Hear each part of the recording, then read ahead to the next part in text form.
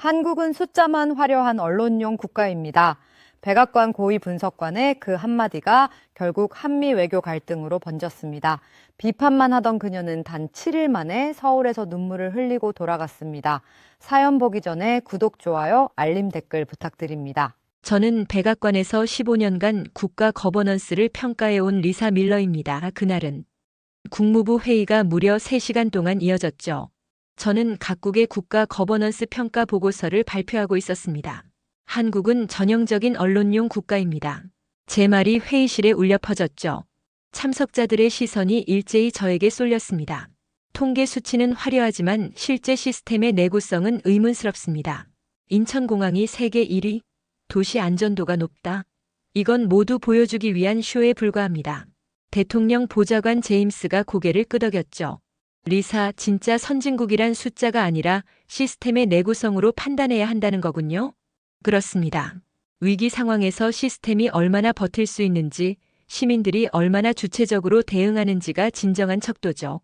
그때 한국계 부하 직원 데이빗이 내 옆에 다가왔습니다. 그의 눈빛이 이상했어요. 리사 선임, 한국에 직접 가보신 적 있으신가요? 갈 필요가 있나요? 데이터가 모든 걸 말해주는데. 데이빗은 더 말하지 않았지만 그의 눈빛엔 무언가 숨겨진 의미가 있었습니다. 저는 그날 저녁 제 책상에 앉아 한국 관련 자료들을 다시 펼쳤죠. GDP 성장률, 인프라 지수, 교육 수준. 모든 수치가 인상적이었어요. 하지만 숫자는 때로 거짓말을 하죠. 저는 냉소적으로 중얼거렸습니다. 제 신념은 확고했어요. 15년간 쌓아온 분석 경험이 있었으니까요. 회의가 끝난 후 몇몇 동료들이 저를 찾아왔습니다. 리사, 이번 한국 비판이 좀 강했던 것 같은데요. 사실을 말한 것뿐이에요. 우리는 감정이 아닌 데이터로 말해야 하니까요. 그날 밤 저는 한국이 보여주기 위한 국가에 불과하다는 확신을 더욱 굳혔습니다.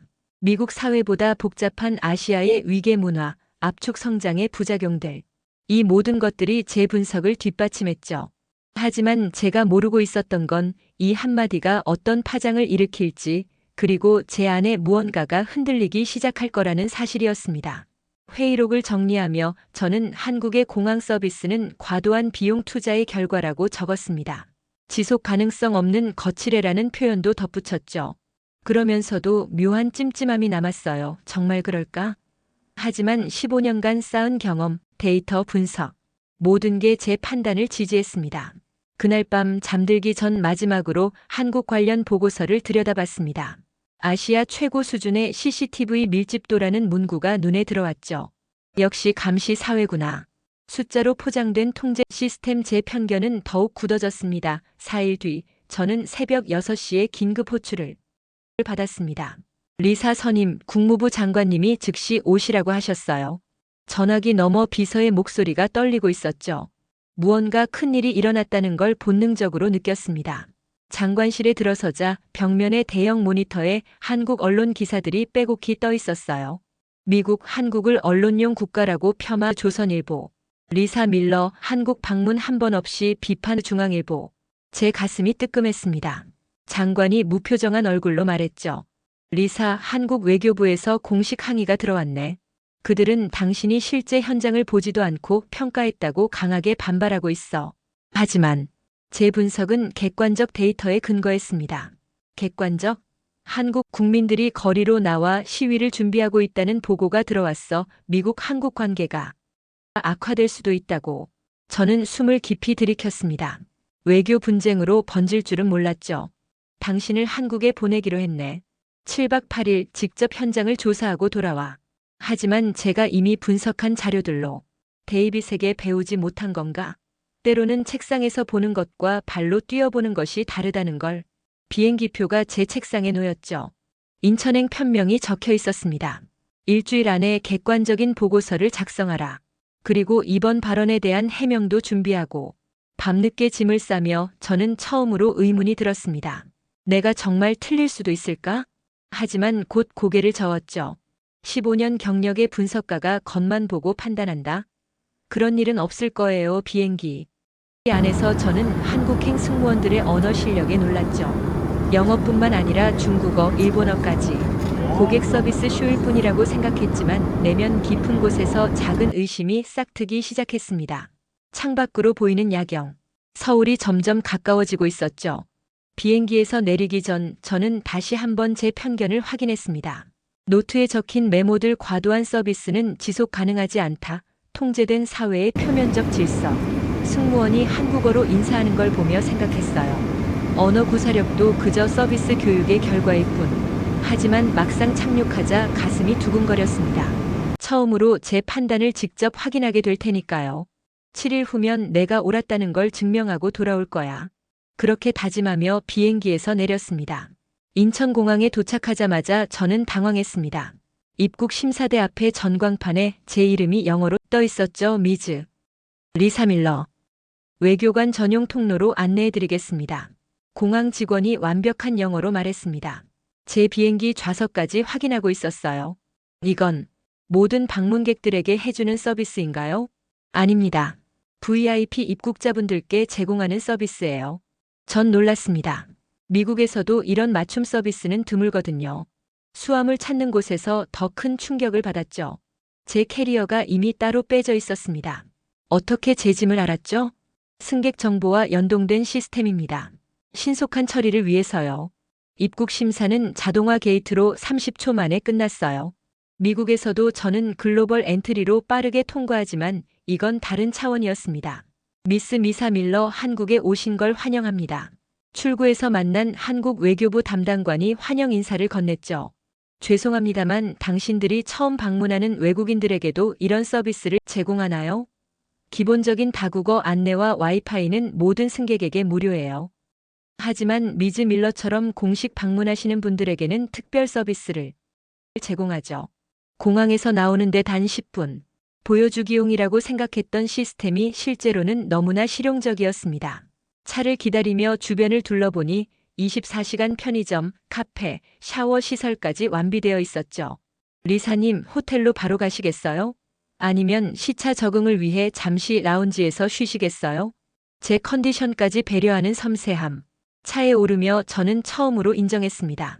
적어도 공항 시스템만큼은 내가 틀렸을지도. 하지만 이건 시작에 불과했죠. 공항을 나가면서 보니 장애인 전용 통로, 노약자 우선 좌석, 다양한 언어로 된 안내판들이 자연스럽게 배치되어 있었어요. 이건 단순한 전시가 아니라 실제로 사용되고 있는 시설들이네. 택시 기사가 자동으로 미리 준비된 목적지 호텔로 안내해주자 또 한 번 놀랐습니다. 어떻게 제가 갈 곳을 아세요? 손님의 예약 정보가 공유되어 있어요. 편하게 가시라고요. 개인정보 문제가 먼저 떠올랐지만 오히려 편의성에 감동받았습니다. 창밖으로 보이는 인천대교의 야경을 바라보며 처음으로 고백했어요. 15년 경력이 10분 만에 흔들리다니. 다음날 아침 강남 거리를 걷기 시작했습니다. 안전대책은 어떠니까? CCTV 설치 현황이라든지. 한국은 세계에서 가장 많은 CCTV를 보유하고 있죠. 하지만 역시 감시 사회군요. 아닙니다. 중요한 건 시민들이 이를 안전장치로 받아들인다는 겁니다. 횡단보도 앞에 서자 차들이 보행자 신호가 켜지기도 전에 멈춰 섰어요. 법규가 엄격한가 보군요. 엄격하기보다는 습관이죠. 골목에 들어서자 놀라운 풍경이 펼쳐졌습니다. 우산 공유대가 설치되어 있었어요. 우산들이 가지런히 정리되어 있었죠. 감시 카메라가 없네요. 도난은 거의 없습니다. 필요한 사람이 가져가고 다시 반납하죠. 제가 봐온 국가 거버넌스 이론과 달랐습니다. 강력한 통제 대신 시민들의 자발적 참여로 유지되는 시스템. 카페 앞에서 무인 배달 로봇들이 지나갔어요. 보행자들은 자연스럽게 양보하며 길을 터주었죠. 미국에선 이런 로봇들을 방해하는 사람들이 있는데 여기서도 처음엔 그랬습니다. 하지만 교육과 캠페인을 통해 아니다. 이건 교육의 문제가 아닌 것 같은데. 제가 방한 전 준비했던 자료들이 떠올랐습니다.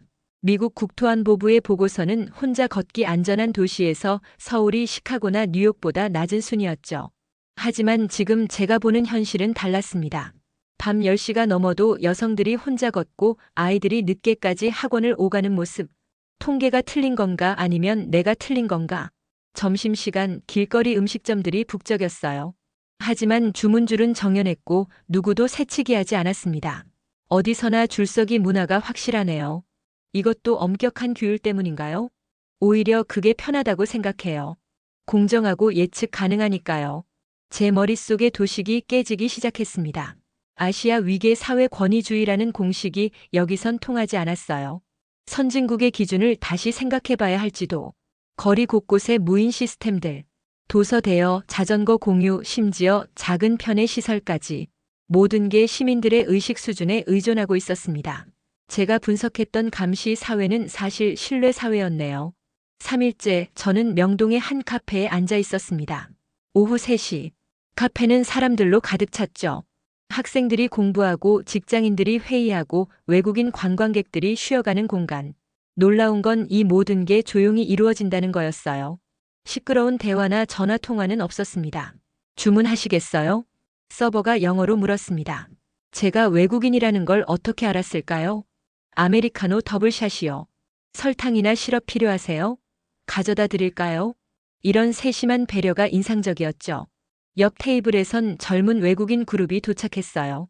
그들은 시끄럽게 떠들며 자리를 어지럽혔습니다. 이제 분명 누가 와서 제지하겠지. 규칙을 강요하고. 하지만 예상과 달랐습니다. 주변 사람들이 조용히 자리를 정돈하거나 다른 테이블로 옮겨가기 시작했어요. 30분쯤 지나자 그 외국인들도 주변 분위기를 눈치채고 소리를 낮췄습니다. 어느 고객 하나 핀잔을 주지 않았는데 말이죠. 어떻게 통제 없이 이런 수준이 가능하지? 저는 중얼거렸습니다. 제가 학교에서 배운 조직 관리 이론, 사회 통제 시스템, 모든 게 여기선 적용되지 않았어요. 한국의 높은 경제 성장률은 전체주의적 강요에서 비롯된다는 제 예전 보고서가 떠올랐습니다. 아니다. 이건 강요가 아니라 배려다. 그 순간 처음으로 제 확신이 흔들렸습니다. 커피잔을 비우며 주변을 다시 둘러봤죠.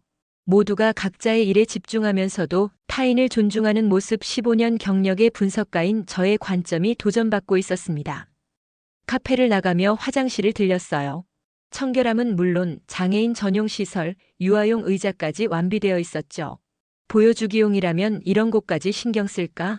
창밖으로 보이는 거리에선 외국인 관광객들이 한국인에게 길을 물었습니다. 지나가던 시민들이 자연스럽게 도와주었어요. 언어 장벽이 있을 텐데도 친절하게. 그제야 깨달았습니다. 제가 본 것은 기획된 퍼포먼스가 아니라 일상화된 친절이었다는 걸. 내 보고서의 전제가 완전히 틀렸네. 자리를 정리하며 주변 테이블을 보니 모든 사람이 쓰레기를 분리수거하고 있었어요. 감시나 제재 없이 자발적으로요. 신뢰는 단기간에 만들어지지 않아. 이건 문화야. 5일째 아침 저는 감기에 걸렸습니다. 호텔에서 가까운 병원을 안내해 드릴까요? 컨시어지가 물었지만 저는 일단 근처 약국을 찾기로 했어요. 가벼운 감기 증상이었으니까요. 약국이 근처에 있나요? 도보 2분 거리에 있습니다. 약사님이 영어를 구사하셔서 의사소통하기 편하실 거예요. 약국에 들어서자 약사가 바로 영어로 반겼습니다. 어떤 증상이신가요? 기침이 나고 코가 막혀요. 열은 없어요. 약사는 제 언어를 전혀 장벽으로 여기지 않았어요. 증상을 꼼꼼히 확인하고 약을 설명해줬죠. 이건 감기 초기 증상에 좋은 약이에요. 하루 3번 식후에 복용하시고 물을 많이 드세요. 복약 지도서가 나오는데 영어로 인쇄되어 있었어요. 이런 서비스는 외국인에게만 제공하는 건가요? 모든 고객에게 필요하다면 그들의 언어로 제공합니다. 일본어, 중국어도 가능해요. 계산은 더 놀라웠습니다. 얼마인가요? 10,000원입니다. 10,000원? 달러로 얼마죠? 약 8달러 정도예요. 미국에서 비슷한 약을 사면 최소 40달러는 들었죠. 의사 상담비는 따로고요. 보험 없이도 이 가격인가요? 네, 이건 기본 약입니다. 처방전 없이도 구입할 수 있어요. 돌아오는 길에 생각했습니다. 환자가 아닌 인간으로 대우받는 느낌. 15년간. 각국의 의료 시스템을 분석했지만 이런 접근성과 편의성은 처음이었어요. 복지란 거창한 게 아니구나. 일상 속 작은 배려의 적층이었네. 제 분석 프레임워크가 또 한 번 흔들렸습니다. 다음 날 실제로 병원을 방문해 봤습니다. 초진료에도 통역 서비스가 무료로 제공되었죠. 외국인 환자 비율이 높나요? 적지 않아요. 의료 관광으로 오시는 분들도 있고요.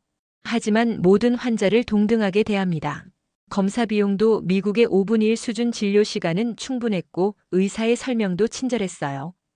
오바마 케어로 개혁했다지만 여기 시스템과 비교하면 병원 로비에서 다양한 국적의 환자들이 편안하게 진료를 기다리는 모습을 보며 깨달았습니다. 진정한 보편적 복지란 이런 거구나. 약국으로 돌아가는 길 재방문을 요청받았습니다. 증상이 호전되는지 확인하고 싶어서요. 무료로 다시 들르세요. 이런 상상도 못한 사후 관리에 또 한 번 감동했죠. 환자로서가 아니라 이웃으로 대하는 느낌이네. 마지막 날 호텔 방에서 보고서를 작성하기 시작했습니다. 처음엔 예정된 대로 썼죠. 한국의 시스템은 통계적 우수성에도 불구하고. 하지만 손이 멈췄습니다. 입국 10분 만에 무너진 첫 신념. 감시 없이 유지되는 도시 질서. 작은 배려로 이루어진 공공 서비스. 제가 처음 한국을 깎아내렸던 문장이 계속 떠올랐어요. 한국은 전형적인 언론용 국가입니다. 키보드 위에 손이 떨렸습니다. 7일간 본 것들이 파노라마처럼 지나갔죠. 자동화된 공항 시스템, 질서 잡힌 거리, 언어 장벽이 없는 약국. 내가 틀렸다. 처음으로 인정했습니다. 새로운 문장으로 다시 시작했어요. 가장 약하다고 여겼던 나라가 가장 강했다. 15년 경력의 객관적 분석가로서가 아니라 7일간 서울을 온몸으로 경험한 한 인간으로서 쓰기 시작했습니다. 대한민국의 시스템은 단순한 효율성을 넘어선다. 그것은 시민들의 자발적 참여와 상호 배려로 이루어진 사회적 인프라다. 통제가 아닌 신뢰로, 규제가 아닌 문화로 작동하는 이 시스템은 새벽까지 보고서를 썼습니다. 제가 지금까지 믿어왔던 국가 평가 기준들을 하나씩 재검토하면서요. 진짜 선진국은 숫자가 아니라 시민의 일상에 있다. 마지막 문장을 쓰며 저는 알았습니다. 이 보고서가 제 15년 경력의 전환점이 될 거라는 걸 가장 중요한 건 실제로 가서 보는 것이었구나. 이메일에 보고서를 첨부하며 감회가 새로웠어요. 제가 한국을 비판했던 그 회의실이 떠올랐습니다. 이제 같은 회의실에서 전혀 다른 이야기를 할 거예요. 리사 밀러가 한국에서 무엇을 보고 왔을까? 동료들의 궁금해할 표정이 그려졌습니다. 비행기 좌석을 예약하며 마지막으로 창밖을 바라봤어요. 서울의 야경이 펼쳐져 있었죠. 7일 전에 나는 여기서 무엇을 봤을까? 같은 풍경이지만 제게는 완전히 다른 도시가 되어 있었습니다. 편견이란 이리도 강력한 거였구나. 짐을 정리하며 7일간의 경험들이 스쳐갔어요. 공항부터 약국까지 모든 것이 제 예상을 뒤엎었죠. 15년간 나는 무엇을 분석했을까? 호텔 직원이 체크아웃을 도와주며 인사했습니다. 즐거운 여행이셨나요? 다음에 또 뵙길 바랍니다. 네, 정말 많은 걸 배워갑니다. 공항행 버스를 기다리며 제 노트를 펼쳤어요. 7일 전 적었던 예상 목록들. 과도한 서비스는 쇼일 뿐. CCTV는 감시의 도구. 통계 수치는 신뢰할 수 없다. 하나씩 선을 그으며 지웠습니다. 새로 적었죠. 서비스는 시민들을 위한 현실. CCTV는 안전의 기반. 수치 너머의 가치 존재. 데이터만으로는 알 수 없는 것들이 있었네. 백악관으로 돌아온 첫 회의, 저는 새로운 제안을 꺼냈습니다. 모든 국가 평가 기준표에 사회적 신뢰 지수를 추가해야 합니다. 동료들이 놀란 표정으로 저를 봤죠. 리사, 당신이 한국에서 무슨 일을? 제가 틀렸어요. 시스템의 진정한 강도는 규제의 강도가 아니라 시민들 간의 신뢰도에서 나옵니다. 3개월 후 제가 작성한 신뢰 기반 거버넌스 평가 모델이 국무부 공식 평가 체계에 포함되었습니다. 리사, 후배들 교육 좀 맡아주겠어? 데이빗 같은 후배들에게 이제 이렇게 말하죠. 책상에서만 보지 마라. 발로 뛰어서 느껴라. 숫자 뒤에 있는 인간을 보라. 진짜 선진국은 시스템이 아니라 시민이 만든다. 그리고 그 시민들의 일상적 배려가 국가의 진정한 힘이다. 제 책상 위에는 서울 7박 8일 방문기라고 적힌 메모가 놓여 있습니다. 매일 아침 그 메모를 보며 다짐하죠. 다시는 현장을 보지 않고 판단하지 않겠다고. 인천공항에서 받았던 충격, 강남 거리의 질서, 약국에서의 따뜻함, 그 7일간의 경험이 15년 경력의 분석가를 겸손한 관찰자로 바꿔놓았습니다. 지금 이 시간에도 누군가는 한국을 방문하기 전에 저처럼 판단하고 있을지도 모릅니다. 하지만 저는 알고 있죠. 그들도 직접 가서 보면 분명 같은 깨달음을 얻을 거라는 것을. 6개월 후 한국에서 초청이 들어왔습니다. 국제포럼에서 신뢰 사회의 구축에 대해 발표해달라는 요청이었죠. 이번엔 다른 마음으로 가는 한국인의 비행기표를 보며 미소 지었습니다. 이번엔 학생이 아닌 동료로 갈 것입니다. 제가 7일 만에 배운 것을 천천히 나누고 싶어요. 백악관 동료들이 제게 물었죠. 그 7일이 당신을 그렇게 바꿨나요? 아니요, 저를 바꾼 건 7일간의 편견이었어요. 그리고 그것을 깨는 용기였죠. 오늘도 제 책상엔 한국 관련 보고서들이 쌓여 있습니다. 하지만 이제는 다른 눈으로 들여다봅니다. 숫자 뒤의 이야기를, 데이터 너머의 인간을 보려 노력하죠. 진정한 분석가는 겸손한 관찰자가 되는 사람이구나. 서울에서의 7일이 제게 남긴 가장 큰 선물이었습니다. 끝까지 시청해 주셔서 감사합니다.